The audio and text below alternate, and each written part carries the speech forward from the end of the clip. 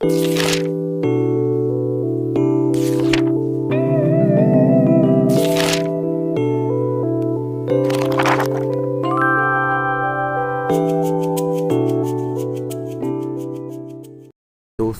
ये parliament reporter exam के लिए 145 शब्द प्रति मिनट की गति से डिक्टेशन होगी। अगर आप हमारे चैनल पर नए हैं तो चैनल को सब्सक्राइब जरूर कर लें और बेल आइकन को दबाना बिल्कुल भी ना भूलें, ताकि हमारी आने वाली सारी लेटेस्ट वीडियो आप तक सबसे पहले पहुंच सके। तो चलिए फ्रेंड्स, देर ना करें, शुरू करते हैं। स्टार्ट। महोदय, मैं कानून मंत्री जी से कहना चाहता हूं कि परिवार नियोजन का कार्य अगर इस मुल्क में नहीं हुआ तो इस देश में यह जनता सरकार तो क्या, ऐसी हजार जनता सरकारें आ जाएं, इस समस्या का हल नहीं ढूंढ पाएंगी। हमारे हिंदुस्तान की जनसंख्या का 1/3 अमेरिका की जनसंख्या है। हिंदुस्तान से अमेरिका का क्षेत्रफल 4 गुना बड़ा है और हिंदुस्तान से रूस का क्षेत्रफल 7 गुना बड़ा है। हिंदुस्तान की जनसंख्या अधिक होने से उसमें जो भी विकास के काम हुए हैं वे दिखाई नहीं देते। उपसभापति जी, कानून मंत्री जी कहते हैं कि लोकतंत्र की स्थापना करने के लिए हम कोई जोर जबरदस्ती नहीं करेंगे। आप दिल्ली स्टेशन पर जाइए, वहां पर भी प्लेटफॉर्म पर 1 लाख आदमी सोए मिलेंगे। यह है आपका लोकतंत्र। आप रेलों में द्वितीय श्रेणी के डिब्बों को देखें तो लगेगा कि जैसे आदमियों की एक बाढ़ सी आ गई है। आज आप स्कूलों में जाइए, वहाँ भी भर्ती के लिए जगह नहीं है। कॉलेज में जाइए, वहाँ भी भर्ती के लिए जगह नहीं है। नौकरियों के लिए इस मुल्क के अंदर 10 करोड़ बेकार फैले हुए हैं। इस मुल्क के अंदर आज यह स्थिति हो गई है कि आप किसी भी बस स्टैंड पर चले जाइए, आपको जगह नहीं मिलेगी। बसों में कोई जगह नहीं है, रेलों में जगह नहीं है, प्लेटफॉर्मों पर लोगों को सोने के लिए जगह नहीं मिलती है। दिल्ली और लखनऊ जैसे बड़े शहरों में रहने के लिए मकानों की महान समस्या पैदा हो गई है। लाखों लोग कलकत्ता के फुटपाथों पर सोए रहते हैं। आज हमारे देश में जनसंख्या की समस्या पूरे राष्ट्र की समस्या बन गई है। मैं समझता हूँ कि जब तक इस देश के सभी दल युद्ध स्तर पर इस समस्या का हल ढूंढने की कोशिश नहीं करेंगे, तब तक यह समस्या हल नहीं हो सकती है। हमारे देश में परिवार नियोजन का कार्य सबसे महान कार्य है। जब तक इस कार्य को युद्ध स्तर पर नहीं किया जाएगा, तब तक जनसंख्या की समस्या हमारे देश में हल नहीं हो सकती है। यह बात मेरी समझ में नहीं आती है। मैं यह स्पष्ट रूप से कहना चाहता हूँ कि लोकशाही की बात करने वाले अगर समाजवाद की दिशा में कोई कदम नहीं बढ़ाएंगे तो लोकशाही को कोई नहीं बचा सकता है। आदरणीय उपसभापति महोदय, जनता पार्टी की सरकार जब से सत्ता में आई है तब से इन्होंने न तो रेडियो के माध्यम से जनसंख्या पर नियंत्रण करने के लिए कोई प्रचार किया है और न ही परिवार नियोजन से क्या लाभ है उसके संबंध में रेडियो पर या अखबारों में कोई प्रचार किया है। आज आवश्यकता इस बात की है कि जनता को परिवार नियोजन के बारे में शिक्षित किया जाए। आज अखबारों के अंदर और रेडियो पर इस बात का प्रचार नहीं किया जाता है कि अधिक बच्चे होने से क्या नुकसान होता है और बाल विवाह करने से क्या हानियां होती हैं। जब से जनता पार्टी की सरकार सत्ता में आई, प्रगति रुक गई। महोदय, दूसरे जो हमारे टैक्स हैं, जैसे इनकम टैक्स है, सुपर टैक्स है, मृत्यु टैक्स है, वे अच्छी तरह से वसूल नहीं हो पाते हैं।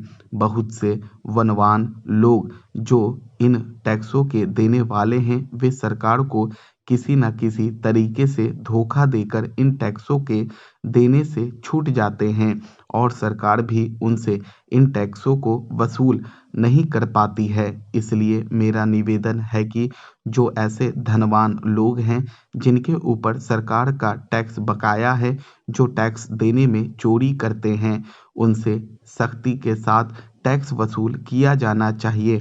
सरकार की यह नीति रहती है कि कुछ सालों तक वह इस तरह का टैक्स धनवानों से वसूल नहीं कर पाती है, उन्हें बाद में माफ कर दिया जाता है। इस तरह की जो नीति है वह अच्छी नहीं है।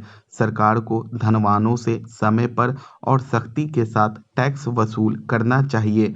हमारे देश में वातानुकूलित बात चारों तरफ चल रही है।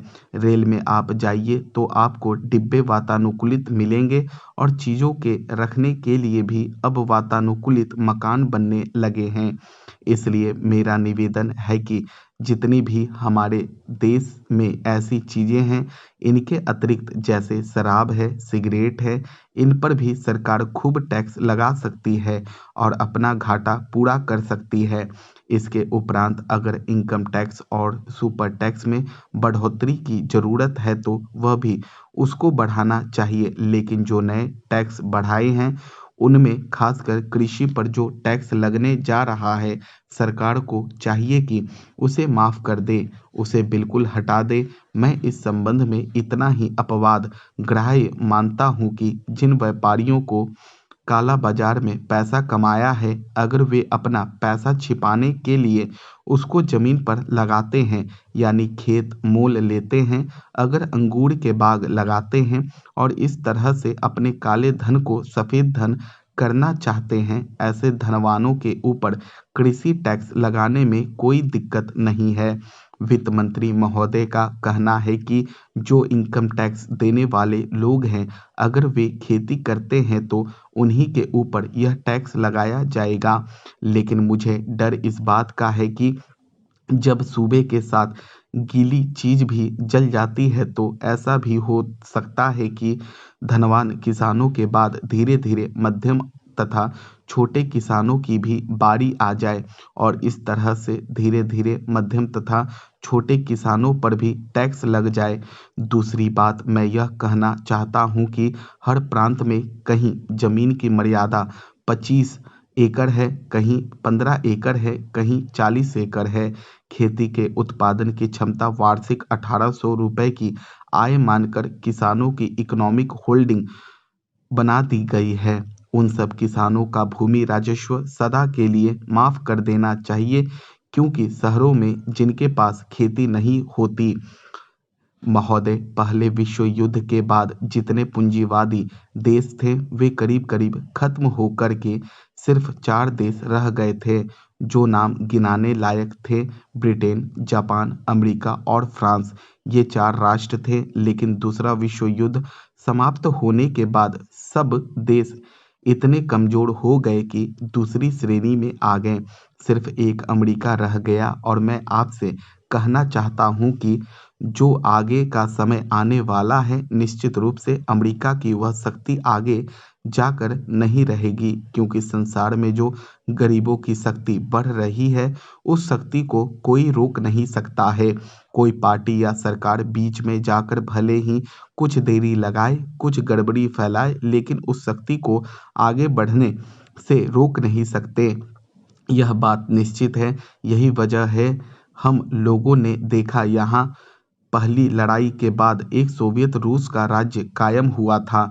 तब से हिंदुस्तान में, अफगानिस्तान में, टर्की में राष्ट्रीय आंदोलन हुए थे और वह पनपते पनपते दूसरा विश्व युद्ध आते आते यह स्थिति हो गई कि सिर्फ रूस ही समाजवादी देश नहीं रहा, बल्कि और भी कितने देश समाजवादी हो गए और भी कितने राज्य स्वतंत्र हो गए।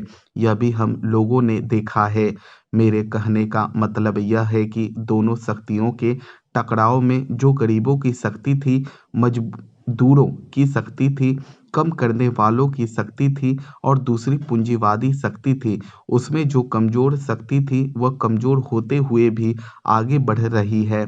इसलिए कहा जा सकता है कि अमेरिका की शक्ति का भी ह्रास होगा और अभी जो घटनाएं अंतर्राष्ट्रीय क्षेत्र में हुई हैं वे इस बात का प्रमाण है कि उनकी शक्ति दिनों दिन कम हुई है। लेकिन यह भी सही है कि इसमें रूस का भी हाथ है। रूस ने इधर बांग्लादेश के समय या उसके पहले भी और इस वक्त भी, यानी इजराइल और अरबों के युद्ध के समय भी जो भूमिका अदा की, उसमें रूस ने अच्छा काम किया। इस बात को हम मानते हैं। अभी रूस की तरफ से श्री ब्रेजनेव आए थे और इस सिलसिले में जो समझौता हुआ है, उस समझौते को भी हम अच्छा समझौता समझते हैं। और इस माने में अच्छा समझते हैं क्योंकि हिंदुस्तान अब आर्थिक दृष्टि से कमज़ोर है, तो अपने को मजबूत करने के लिए अगर कोई उपाय करता है तो वह ठीक रहता है। लेकिन एक दोष हिंदुस्तान में भी है, और वह दोष यह है कि हिंदुस्तान के लोग इतने भावुक हैं कि वे अपनी भावनाओं के बहाव में बह जाते हैं, और इतने बह जाते हैं कि जितना उन्हें नहीं बहना चाहिए। चीन के साथ जब संबंध कायम हुए थे, तो उस समय भी वे लोग अपनी भावना में बह गए थे और अंत में तिब्बत को खो दिया, जो हिंदुस्तान के लिए पीछे एक सिरदर्द का कारण बन गया है। अभी और इसके पहले भी दोनों सरकारें संगठित थीं। स्टॉप। दोस्तों, ये पार्लियामेंट रिपोर्टर सीरीज के लिए डिक्टेशन थी। आप इसकी प्रैक्टिस करें। अगर आपको ये वीडियो अच्छा लगे तो लाइक ज़रूर करें, कमेंट करना बिल्कुल भी ना भूलें। अगर आप हमारे चैनल पर नए हैं तो चैनल को सब्सक्राइब जरूर कर दें और बेल आइकन को दबाना बिल्कुल भी ना भूलें, ताकि हमारी आने वाली सारी लेटेस्ट वीडियो आप तक सबसे पहले पहुंच सके। तो चलिए फ्रेंड्स, मिलते हैं नेक्स्ट वीडियो में। तब तक के लिए बाय बाय।